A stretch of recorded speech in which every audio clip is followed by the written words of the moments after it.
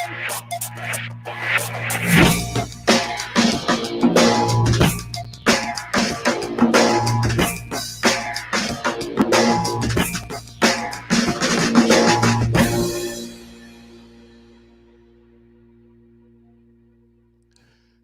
everybody, welcome to the Saturday edition of Daily Distinction. I am really, really glad that you are here. Thanks for joining in. It's as you saw in the preview, part of what we're going to be talking about is how to make sure that all the days don't run together. And one of the things I think that we are all finding is days are running together. So how do we prevent that? How do we prevent the feeling that man, this is all just one long escapade and that everything is running together. So we're going to be talking about that and talking about some other things in the time that we've got here today. So glad that you are here. And, you've heard me say that I'm here 7 days a week. Might as well. I love getting together with everybody and love everybody coming on. But I want to show you, by the way, the way somebody sent me a note, and I want to make sure I respond online as well. Somebody said, how do you get those names and the picture on the comments? And that's part of this program that I'm using, thanks to my friend Ken Walls. It's called StreamYard. But you have to click something that gives your approval to use that. So if you see me post somebody who just says Facebook user, it's because they haven't posted that. But I got to share with you a quote. I love this. Thank you, my friend. I don't know if I can say who it is or not because he didn't give his approval, obviously, from this. But I love the hardest working man in online showbiz, Ryan Seacrest of Facebook Live. I appreciate that very, very much. So thanks so much. Hey, Dwayne, great to see you. George is opening up. I'm going to look more on that when we get done here today. It's going to be, that's one of those things. It's going to happen. There's going to be news about things opening up, but as we know, it might not be until 2 weeks or more from now before we realize what the impact of that is. Charles, great to see you as we do every day. It means the world to me, my friend, that you are here. Pam, same with you. Pam and I probably have been friends longer than just about anybody else here that we talk to. Ted, man, always good to see you. Your hard work and your dedication continues to inspire. Nayla, so great to see you. We are just here making it happen today. So glad you're here. Sheila, same with you. Yeah, Gabby on Twitter. Ken is the man. He absolutely is. And that's a good time for me to remind you to set a reminder, please, because tomorrow is on Sunday. We'll be here at noon, but at 8 o'clock Eastern, 5 o'clock Pacific, it's once again time for the Ken and Glenn show with a guy named Scott. Glenn Morshower, the great actor, and Ken Walls, one of the leading folks in terms of online streaming and all that. We have a show on here together, so we get together every Sunday night. Man, last Sunday's show was fantastic. We've had thousands of views, and we would love to have you join us this Sunday night. It's going to be every Sunday night at 8 p.m. Eastern, 5 p.m. Pacific. Bonnie, always great to see you. Thank you. And Linda, yes, last Saturday of April. We hope it's run together. And that's part of what we are going to be talking about today is how do we make change happen? What do we do to make a difference? Before I get into that, though, I'm really, really excited to tell you one other thing, and that is in the coming week, we already have two fantastic guests scheduled. On Tuesday is going to be Laura Gassner-Otting. She wrote this book I was talking about yesterday. It's called Limitless. She has been on the Today Show. She has been on so many things, and she is so fantastic. A great friend of mine. Laura Gassner-Otting will be with us on Tuesday on the show, talking about how to be limitless even during this time of pandemic.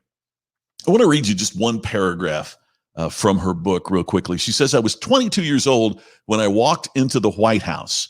I remember looking around and seeing the other bright young things buzzing around the office, full of purpose, with dog-eared newspapers in their briefcases, furiously writing their brilliant ideas on notepads just in time for meetings. So I did the same. I would read the papers from front to back, attempting to absorb it all. I'd sit at the table writing down notes about things that were mostly irrelevant. And all the while, I was missing the conversations happening around me. the relationships I should have been forming, the information I could have onboarded. I was trying so hard to look smart that I wasn't actually being smart. Isn't that cool? That is Laura from her book that we will be talking about here on Tuesday. And man, I'm a huge fan. I just think the world of Laura, and she's a good friend as well. And I know that you're really, really going to enjoy hearing from her. Then on Wednesday, my great pal, and you've seen him make some comments on here, Brian Fanzo. Brian is known as the Digital Futurist, and he is going to talk about what the future is and what we have learned and what we can expect from a business standpoint, from a digital standpoint. How are these tools going to evolve, and what's technology going to do for us to help us get through this? It's all fantastic. So thank you for Brian being here. I can't wait to talk to Brian. Can't wait to talk to Laura. And by the way, thank you for the folks looking in on Instagram right now. When I'm describing this, part of what happens is if you're watching live on Facebook or Twitter or YouTube, it's popping up the comments, but I can't do that because of the technology with Facebook. So hi, everybody. Sorry about that, but thank you for being here. Okay, so one of the things that Laura talked about there in that book is part of what I want to get into today in terms of how do we keep the days from running together? What do we do to make things happen? Many years ago, my late wife Sherry and I were having problems in our marriage. I mean, we had separated. We were having some, and then got back together. And we knew we wanted to be together, but we were having problems working things out. And name me a couple after 2 decades of marriage that haven't encountered some kind of problems. And so we went to a marriage counselor, and we are talking to the marriage counselor. And, Sherry had talked and I had talked and we had communicated, and then they got us together and we talked. And then the counselor said something that really struck me. She said, "My goodness, I think the two of you are sleepwalking through life." That was a gut punch, sleepwalking through life. And I have to admit, both of us immediately became defensive.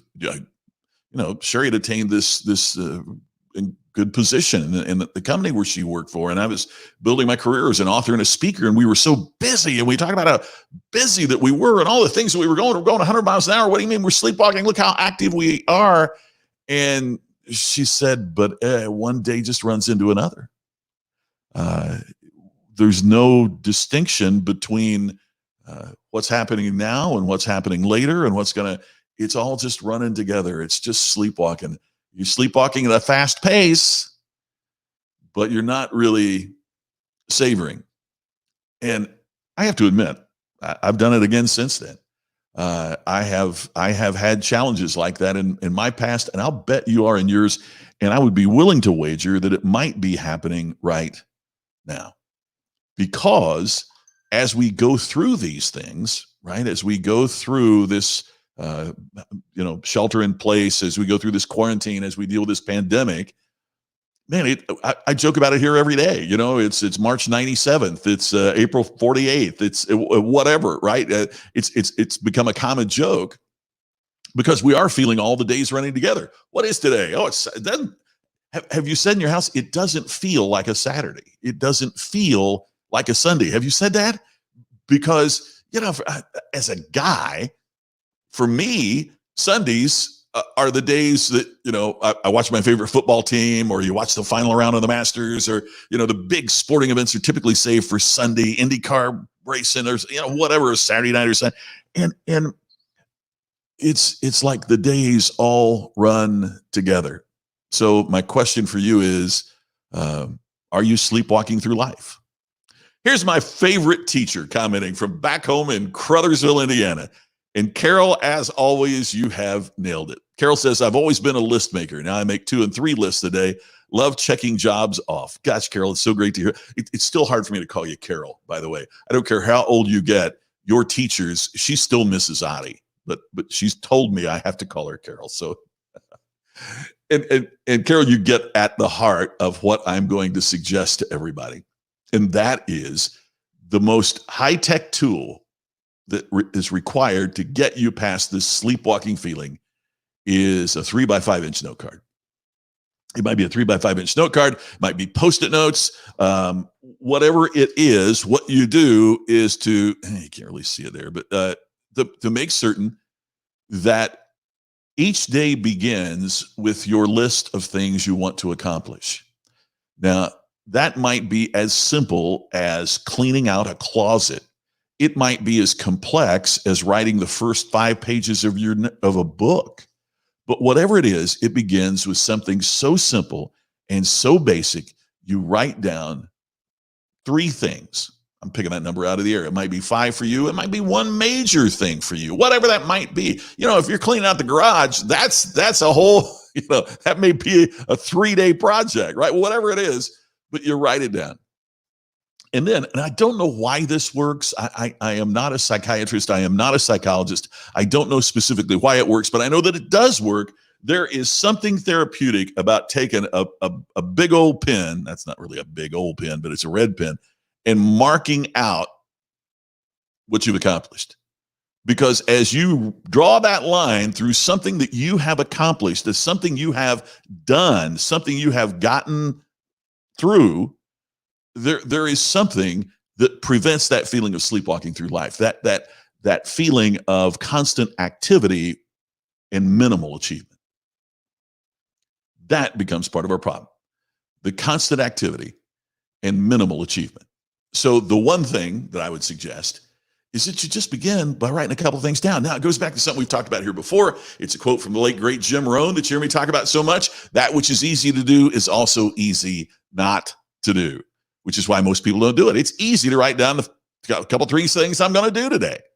It's easy to write that down. It's so easy to do. It's easy not to do. I got up this morning and I try to walk 2 miles every day, right? I get up and do my 2-mile walk. And, it's so easy to do. I thought, but it's so easy to do. It's so easy not to do. Oh man, I've got so many things on my list, and I need to get this done and need to get that done. And it's, I've got a deadline on something else. And it's so, but the discipline to put on my shoes and go out the front door of the house and get the 2 miles in, made me feel today, that this works every day, made me feel today like I wasn't sleepwalking through life, because that was one thing I got to mark off on my list. In AA or NA, which is Alcoholics Anonymous or Narcotics Anonymous, one of the really, really interesting things that they talk about is that it's one day at a time. It's I've been sober for this many years, and my hope is to be sober tomorrow. Right? It's realizing that if I'm not sober tomorrow, then I'm not going to be sober. Have this. I can't say I've been sober for so many years if I'm not sober tomorrow. I have to take everything one single day at a time. And I think there's something to that. A book I sent a proposal for and didn't get picked up and never followed through on it was a book called Rehab. Just like I thought there's a lot in show business that would apply to regular business, I think there's a lot in rehab that applies to our life. And by that, I mean, I think a lot of us are addicted to busyness. We are addicted to how much I can't believe all the stuff I got to get done today. And I know I work on it. We are addicted to busyness, which also can limit our accomplishments, because we get so busy doing 5 things at once, we never get one thing done. Making the days not feel like they're running together is a function of the momentum of achievement. It's a function of the momentum of achievement. By that, I mean, if you get some little things done, you build some momentum to get the bigger things done. You're never going to write a book if you don't get up in the morning and make your bed. I mean, it's getting the little things done first and feeling good about the momentum you're building from your achievement that totally separates one day from another. Today I did this, and tomorrow I did this. And it's building on the momentum of getting those things done that can really, really make these days much better and much more significant for you. So how do we fight that? Start, you can do it on your phone, right? You can make a reminder list just by talking into your phone. There's never been fewer excuses for making the list. So I've got a list, Tammy will tell you, I've got a list downstairs, and I couldn't find what to write on, and my list today is on the back of an envelope. right? So it doesn't matter where you do it. It just matters that you do it. So start. Hey, it's not even too late to start today. Start today. Sarah here on Instagram makes a great point. Eat that frog. There was a great story that my friend and wonderful speaker Danny Cox used to tell, and that another friend of mine, Brian Tracy, used as the theme of his book, and it's called "Eat That Frog." And if you've got to eat a lot of frogs during the day, you better start with the biggest one first. I love that analogy. If you got to eat a lot of frogs, start with the biggest one first.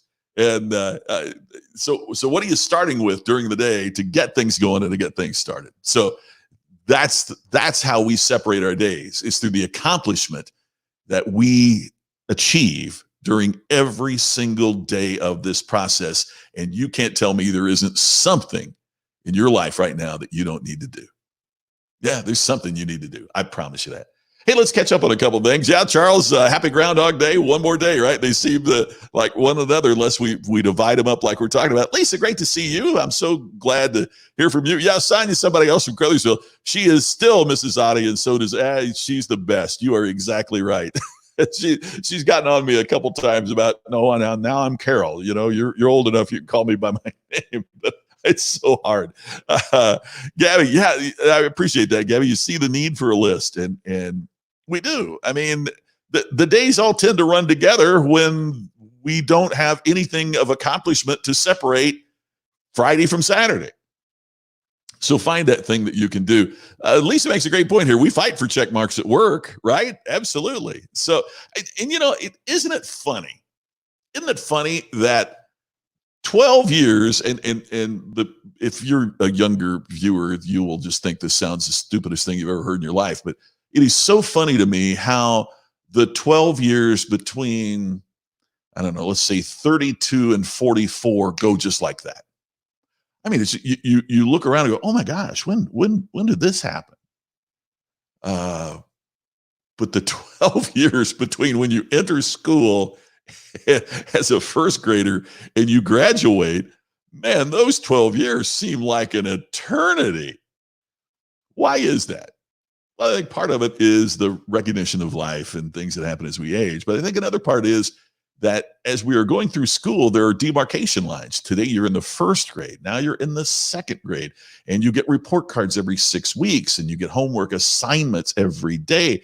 And it is so structured that there is something different about yesterday than today, and about this semester as last semester, and this year as opposed to last year. And when there are those differences, then every day, every week, every semester becomes distinctive.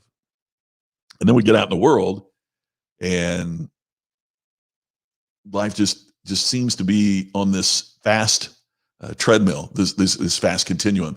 And as we get used to the treadmill, that's when it becomes easy to sleepwalk through life. Hey, Ann, glad to see you watching here today on Instagram, and you too, Don. Thank you so much for that. So that is the point that I wanted to make certain to make with you today is the importance of not sleepwalking through life. Second thing I wanted to talk about was this. Many years ago when I lived in Indianapolis, I finally got a dream house, a goal house for me. My wife and I always wanted to live in the Geist area, Geist, in the Geist Reservoir area of Indianapolis.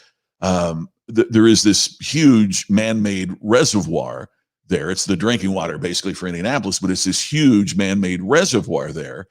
And there are homes on the lake that, oh my gosh, are so spectacular. When you think about, where would the Indiana Pacers live, or where would the executives of, Salesforce or Eli Lilly or other big companies with presence in Indianapolis live? That's where they would. But there are these little fingers, these little coves off the lake as well. And it gives you access to the main body, but you don't have to pay the price as if you were actually living on the main body of water. And so we had a house. We finally got this house, and it was on a cove, and it also came with a boat dock and a jet ski dock. And oh my gosh, I had never really been a water person, but I'd always wanted to live on a lake or on the ocean. I'd always wanted to live on water. So it was like a dream come true, right? And now we got a boat dock. So naturally, you got to go get a boat. By the way, the line is true. There are 2 great days of boat ownership. That is when you buy the boat and the day that you sell the boat. There's one thing better than having a boat, and that's having a friend who has a boat. But anyway, we had to buy the boat, right? So we've got this little boat that we take out on the reservoir, and we also had a jet ski. So for the first time in my life, I learned about how to drive the boat, and the great thing was I'd get up early in the morning during the weekdays, and the water on the reservoir was just, it was just like glass. And I would get on the jet ski and take it. We would go out of the cove, and you'd go under this little the boat, the road. It was an overpass, so you would go under the road in this little waterway, and then you get out on the main body of water. And oh my gosh, I get out on this jet ski, and it was just like glass, and I just go crazy on the jet ski. Or we get out in the boat, and we take the boat out. And, oh my gosh, it was just fantastic. Okay, so one of the things I had to learn at the beginning was there were a couple areas in that little cove area. There was a sign that said no wake zone. But then you would get out on the main body, and then it was okay, right? There was a no wake zone, and then there was a zone that was okay to leave a wake. Now, if you're not a boating person, the wake is when you go faster on your boat. It's the wake that leaves behind as you're going through the water. And I was looking through some old pictures this morning, and it got me thinking about our lives and what we're going through right now. And you can only fail to leave a wake if you're going really, really slow. I see people who have these very powerful boats, their lives, their potential, their talents, their qualities. They have these boats that are so powerful, yet they live their life like they're in a no wake zone. And don't get me wrong, what we're going through right now gives us a chance to be in the no wake zone for a little bit. We can enjoy the silence. We can settle down. We can, just process some things. And every life needs that. Every life needs time in the no wake zone where you get a chance to just think and absorb and kind of float.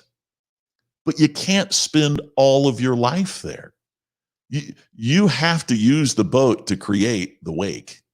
You have to go fast enough through your life. It's part of the reason that we write down what we're doing, so we're not just floating along. We're going to get movement, because the speed of the movement creates the size of the wake. Move, make things happen, create a wake, because the wake only happens when you're moving. So are you creating a wake in your life? But then there's another part of that too that we often don't think about. And that is the wake is always behind you. The wake is what's created by your forward movement. So the wake is always behind you. I know people that have gone fast for a while and created the wake, and now they want to live their lives back in the wake. You know folks like that? Maybe they were a star on their high school basketball team, or maybe they got really great grades at college, or they were head of their sorority or fraternity, or maybe they've never, ever left the wake.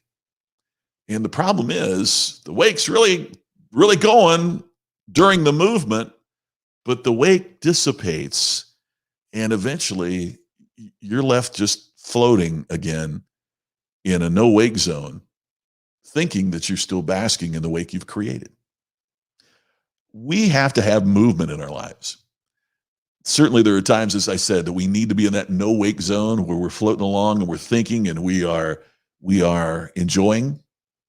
But what we really have to do as well is, if we are blessed to be in a speedboat, not to just drift along. That's why it's important to write down what you're going to do today. That's why it's important to focus on what can I make happen. That's why it's so important to create something unique and challenging and good in your life, because that's where you won't sleepwalk or float through it. Let me catch up on a couple things here. Pam, lives in the area as well. Oh man, I can do that. You're the best. Those are so good. Deborah, who is one of the top swimmers in the planet. You're not hey, if anybody could fix that, you could, Deborah. That is for sure. Thank you, Pam, for remembering the house. That was one of a real favorite. Yeah. I want to be on the water, not in the water. You got me right there, Randall. Deborah, though, is a swimmer. She's going to say better being in the water. It's like being in the game instead of on the bench. That's a great line. Yeah, some of the best memories, Charles. I love that. Was your family spent on the water, whether fishing, skiing, or sailing? My great pal, Mike McKinney, who was the former owner of McKinney Associates, and it's a speakers bureau in Louisville. Mike booked me for my very first paid speech. And last time I visited Mike and Roger in Kentucky, Mike and I went out on the lake that they live on, and we were fishing and caught a fish and brought it back, and we fixed it up, and it was just one of the best meals I ever had. So some of the great memories that I have, the reason I'm bringing that up is Mike and I were on the phone yesterday just catching up. So some of the best memories, it creates some great memories. Hey, Polly from back home, great to see that you're here. Thank you for being here. Yeah, create the wake. I need a new speech on that, don't I, Deborah? Create the wake, absolutely. Hey, Kelly, yeah, I'm tired of the no wake zone. And, I didn't think about that as the best line of it. It's time to make some waves, right? Time to create a wake. I love that. Thank you for that. Oh, Bonnie, thanks for saying that. I appreciate you, and I appreciate that. But my wishes are to see how my old friends are doing. Yeah, there you go. I'm with you, Charles. It's time for folks to get together. Oh, I appreciate that, Deborah. Same to you and yours. That is so cool. So that's what we've been talking about today. So glad that you've been listening and watching, and so glad that you've been a part of that. By the way, thanks to everybody here on Instagram too. We got several folks that have been watching the whole time on Instagram, and I'm really grateful that you did that. So just a couple of reminders before we go. Please set a reminder to watch the Ken and Glenn show with a guy named Scott. It's coming up on Sunday night, tomorrow night, 8 o'clock Pacific, or 8 o'clock Eastern, 5 o'clock Pacific. Please tune in for that. See Glenn Morshower, Ken Walls, and me with the Ken and Glenn show with a guy named Scott. Also, another reminder, if you'd like to get these kinds of messages at any time throughout the day, all you have to do is to say to your Amazon device, and watch when I say this, they'll start, Alexa, play Distinction Radio. And Distinction Radio. Here's a station you might like. Bebop on Amazon Music. No, that's not Distinction Radio. Alexa, off. It's live, right? But anyway, all you have to say is Alexa and make certain you say it precisely. Play Distinction Radio, and you'll get to hear these kind of messages anytime you want. Distinction Radio is on 24/7 with messages of this kind. Also, as you know, we have some free resources, and the free resources are available at distinctionnation.com. Just go to distinctionnation.com, and you will be able to get all of the resources that we have here. It's all right there for you. And man, oh man, just so many nice comments. So many folks are signing up. I really, really appreciate you going to distinctionnation.com and downloading that. And I'll be back here tomorrow at 3 p.m. Eastern, noon Pacific. We're on every day with Daily Distinction.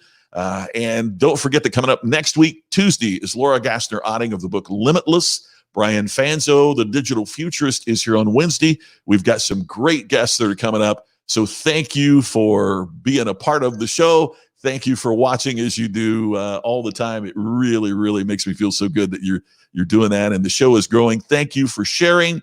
Thank you for being with us. See you tomorrow on Daily Distinction.